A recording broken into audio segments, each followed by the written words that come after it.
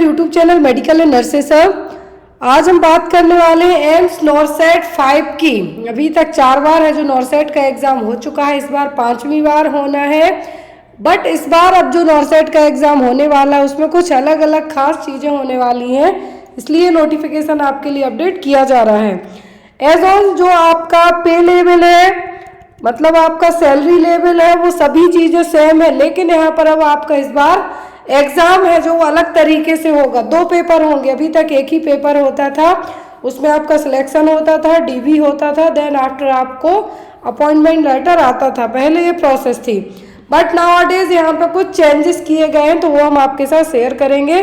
बहुत सारे लोगों ने नोटिफिकेशन देख लिया है, लेकिन कुछ लोगों को लग रहा है कि एक्चुअल में ऐसा होगा या नहीं होगा, तो वो सब चीज़ें हम आज यहाँ पे डिस्कस करेंगे। ये नोटिफिकेशन कल इवनिंग में अपडेट हो गया था एम्स की ऑफिशियल वेबसाइट पर, जिसमें जो आपका पे लेवल था, बैंड सेकंड ऑफ पेमेंट रहेगी 9,300 से लेके 34,800, प्लस ग्रेड पे आपका 4,600 रहेगा। यहाँ पर दिल्ली एम्स के लिए और अलग अलग एम्स के लिए नॉरसेट एग्जाम करवाया जाता है। एलिजिबिलिटी 1 साल तक के लिए रखी जाती है। इस साल है जो पहले पेपर लेट होता था, बट इस साल अभी 6 महीने में दूसरी बार होने वाला है। लेकिन पिछली बार 2023 के लिए 22 के लिए हुआ था, इस बार 2023 का है। तो अब यहाँ पर क्वालिफिकेशन की हम बात करें तो BSc nursing, BSc honours nursing, post basic BSc nursing वाले यहाँ पे अप्लाई कर सकते हैं। आपके पास आईएनसी या फिर किसी भी स्टेट नर्सिंग काउंसिल का रजिस्ट्रेशन हो तो। सेकंड थिंग, जीएनएम वाले यहाँ पर अप्लाई कर सकते हैं, लेकिन यहाँ पर जीएनएम वालों के पास 2 साल का एक्सपीरियंस मांगा है 50 बेडेड हॉस्पिटल में काम करने का। और ये एक्सपीरियंस आपका तब चलेगा जब आपकी जीएनएम होने के बाद आपको नर्सिंग का रजिस्ट्रेशन मिल गया हो, उसके बाद। तो यहाँ पर क्वालिफिकेशन की बात करें तो BSc, BSc nursing, post basic BSc वाले और जीएनएम, बट जीएनएम यहाँ पर आपको एक्सपीरियंस वाले ही अप्लाई कर सकते हैं। एज लिमिट है 18 से 30 साल तक एज पर रूल्स के, बट कुछ जो कास्ट वाइज है उसमें एज रिलैक्सेशन भी दिया गया है। अब यहाँ पर एप्लीकेशन फीस है जनरल और ओबीसी के लिए 3,000 रुपीज़, 3,000 रुपये। बाकी SC ST WS के लिए 2,400 रुपये, और जो लोग डिसेबिलिटीज़ वाले उनको कुछ भी नहीं लगने वाला है। क्लियर। अब यहाँ पर सबसे अच्छी खास चीज़ यहाँ पे ये देखिए, इस बार है जो ज़्यादा जनता होने के चक्कर में, ज़्यादा फॉर्म फिलअप होने के चक्कर में कंपटीशन का लेवल इतना बढ़ गया है।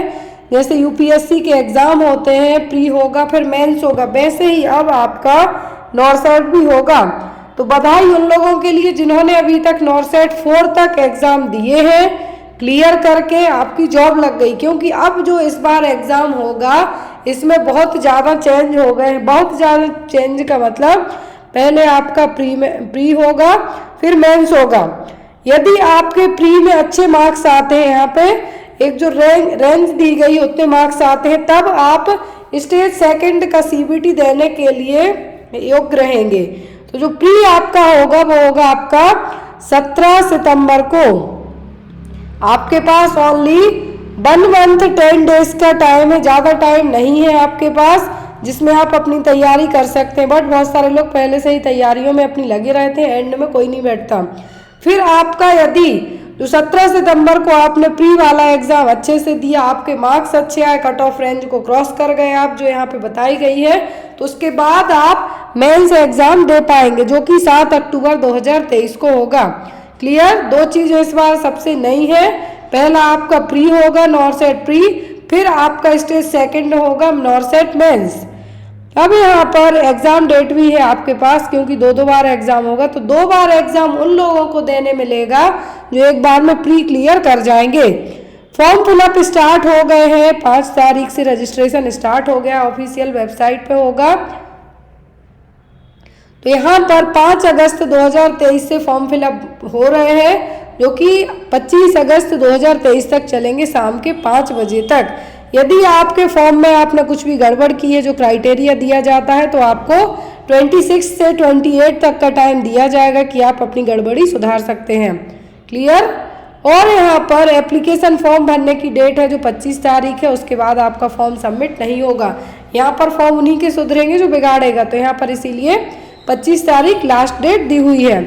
अब यहाँ पर बहुत सारे लोगों को लगता है एज रिलैक्सेशन क्या होगा, तो एज रिलैक्सेशन एज पर सेम है कि SC/ST को 5 साल, OBC 3 साल, PWD को 10 साल तक का, PWD प्लस OBC है तो 13 साल, PWBD प्लस SC/ST है तो 15 साल तक, और यदि आप एक्स सर्विस मैन है तो आपको 5 साल। लेकिन इसमें भी आपके कुछ रूल्स लगेंगे, वो आप पढ़ लेना। जो सेंट्रल गवर्नमेंट में जिन्होंने जॉब की हुई है तो उनके लिए 5 साल का है।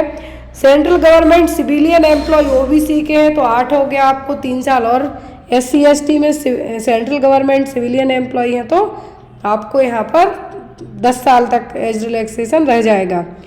अब यहाँ पर आपकी हम बात करेंगे मेन एग्ज़ाम की, कि आपको एग्ज़ाम में कैसा क्या करना है और किस तरीके से आप यहाँ पे सिलेक्ट होंगे। तो यहाँ पर the candidate are advise to bring admit card downloaded from AIIMS की वेबसाइट। जब आप अपना प्री देने जाएंगे तो उसका भी आपको एडमिट कार्ड होगा। मेन का उन्हीं लोगों का निकलेगा जो प्री में क्वालिफाइड हो जाएंगे। क्लियर। यहाँ पर ये देखिए अब आपका pattern and scheme of examination, जिसके चक्कर में बहुत सारे बच्चे परेशान हैं कि अब मैं कैसे पेपर दूँ। तो जो लोग फर्स्ट टाइम दे रहे हैं उनको तो कोई भी झंझट ही नहीं है। क्यों? क्योंकि उनके साथ तो पहली बार एक्सपीरियंस हो रहा है। जो लोग कई बार दे चुके हैं उनके लिए यहाँ पर उनके लिए भी एक अच्छा ही एक्सपीरियंस है, क्योंकि उन्होंने पहले दिया हुआ है। जो चाहे मेन मान लो चाहे प्री मान लो, दोनों चीज़ें एक ही थी। क्योंकि उसके बाद यदि आपका मेरिट लिस्ट में नाम आता है तो आप सीधा DV के लिए गए हैं, काउंसलिंग की आपने। तो यहाँ पर 2 कैटेगरी में एग्ज़ाम होना है आपका। साफ साफ कहा गया है कि 2 स्टेज में एग्ज़ाम होगा। पहले होगा आपका प्री, फिर मेंस। अब स्टेज फर्स्ट में आपका जो एग्ज़ाम होगा इसमें होने क्या वाला है, प्री एग्जाम में the नॉर्सेट preliminary stage is qualifying examination. यहाँ पर एक क्वालिफाइंग एग्जामिनेशन है। क्वालिफाइंग का मतलब है कि जिन्होंने फॉर्म भरा है, आपका फॉर्म एलिजिबल है, आपका एडमिट कार्ड आएगा, आप टेस्ट देंगे, फिर स्टेज 2 में मेन में जाने के लिए आप तब एलिजिबल माने जाएंगे, तब आप प्री में है जो अच्छे से मार्क्स लाए हैं तब। क्लियर। अब यहाँ पर ये देखिए जिनके नॉर्सेट प्री में 50% जनरल और EWS के लिए है तो वो मेंस में जाके एग्जाम दे पाएंगे, क्योंकि क्वालिफाइंग मार्क्स हैं।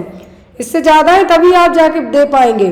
45 परसेंटाइल होने चाहिए OBC के लिए और 40% SC/ST के लिए। और यहाँ पर ये देखिए आपके लिए सबसे अच्छी चीज़ यही है।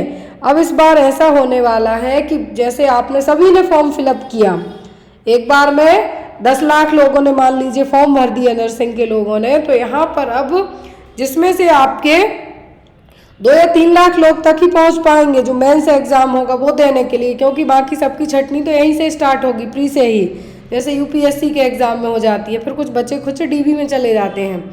तो यहाँ पर जो प्री एग्जाम में यदि आपके जनरल वालों के 50% आते हैं, 45% OBC वालों के आते हैं, 40% SC/ST के आते हैं, तो फिर वो मेंस वाला एग्जाम दे पाएंगे। यहाँ पर नॉर्सेट pre will not be used for deciding marks और मेरिट लिस्ट। तो यहाँ पर प्री एग्जाम डिसाइड ही नहीं करेगा आपकी रैंक को। क्यों? क्योंकि आफ्टर दैट मेंस होगा। 90 मिनट का टाइम दिया जाएगा आपको, 90 मिनट का टाइम होगा। 100 MCQ होंगे 100 नंबर के, 100 MCQ होंगे 100 नंबर के। ऑप्शन रहेंगे यहाँ पे 4, जिसमें आपको 20 क्वेश्चन रहेंगे GK एप्टीट्यूड के और 80 क्वेश्चन होंगे आपकी नर्सिंग सब्जेक्ट से रिलेट करते हुए। नेगेटिव मार्किंग भी 1/3 जो कि पहले रही है सेम एज। अब यहाँ पर जिन भी लोगों को सेकंड स्टेज तक पहुँचना है तो उनको पहले प्री है जो क्वालिफाई करनी होगी। तो scheme of examination first stage आपने क्वालिफाई कर ली है, तो यहाँ पर 5 times the total seats in each category, 5 Guna category wise seat रहेंगी जनरल OBC ST WS की, जिनको स्टेज सेकंड के एग्जाम के लिए बुलाया जाएगा।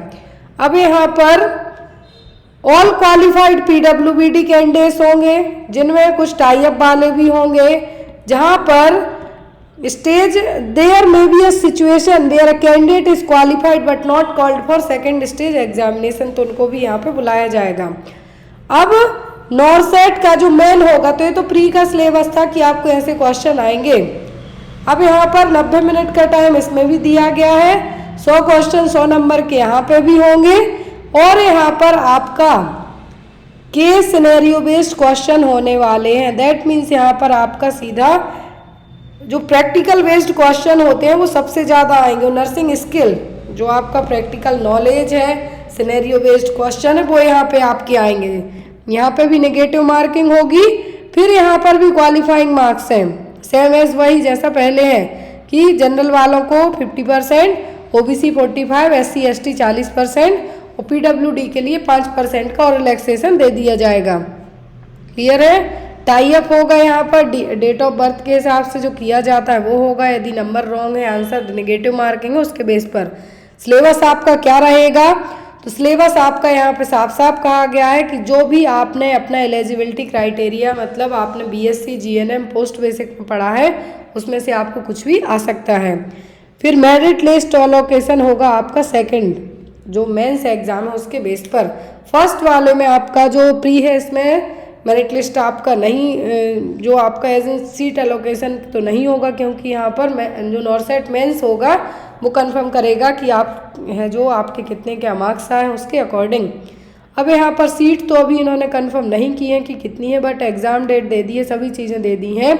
और यहाँ पर जो भी लोग फॉर्म फिलअप करना चाहते हैं तो एम्स की ऑफिशियल वेबसाइट पर जाके फॉर्म फिलअप कीजिए, पूरा नोटिफिकेशन पढ़िए। कोई डाउट आपको रह जाते हैं तो आप यहाँ पे एम्स की वेबसाइट पर ही जाइए, वहाँ पर आपका एक जो टोल फ्री नंबर होता है वहाँ पे जाके कॉल करके पूछ सकते हैं। अब किन किन एम्स के लिए वैकेंसी आई है, तो ये आई है AIIMS Bathinda, AIIMS Bhopal, AIIMS Bhubaneswar, AIIMS Bibi Nagar, AIIMS Bilaspur, AIIMS Deoghar, AIIMS Gorakhpur, AIIMS Jodhpur, AIIMS Kalyani, Mangalagiri, Nagpur, Delhi, Patna, Bareilly, Raipur, Rajkot, Rishikesh और विजयपुर के लिए टोटल 18 एम्स के लिए वैकेंसी आई है। यहाँ पर सेम 80-20 रेशियो लगा हुआ है। तो अब यहाँ पर आप सोचिए कि आपका पेपर इस साल कितना कठिन आने वाला है। कठिन के साथ साथ दो बार आपको, आधे लोग तो यहाँ पर जैसा मैंने बताया कि प्री में ही निकल जाएंगे। 80% लोग हैं जो यहाँ पे, मैं आपका कॉन्फिडेंस लेवल डाउन नहीं कर रही हूँ, यहाँ पे 80% लोग हैं जो प्री में साइड हो जाएंगे क्योंकि नेगेटिव मार्किंग होती है। फिर बचे हुए जो 20% है वो मेंस में जाएंगे और यहाँ पे भी छटनी होगी। इसीलिए यहाँ पर ज़्यादा फॉर्म, ज़्यादा कंपटीशन के कारण अब ये कंडीशन रख दी गई है। तो जो लोग पहले निकाल लिए एम्स तो उनके लिए अच्छा था, जिनको मिल गई जॉब बहुत अच्छी बात थी। अब लेकिन लेवल थोड़ा सा चेंज रहेगा, दो बार पेपर होगा तो ऑब्वियस सी बात है कि आपको पेपर कठिन आएगा। तो तैयारी पे अपनी फोकस कीजिए ज़ोरों तोरों से। आई होप आप सबकी तैयारी अच्छी चल रही हो। पहले तो आप फॉर्म फिलअप कीजिए जो भी लोग भरना चाहते हो, जो एलिजिबिलिटी क्राइटेरिया मैच करते हो। Thank you for watching us. Bye bye, take care, good night.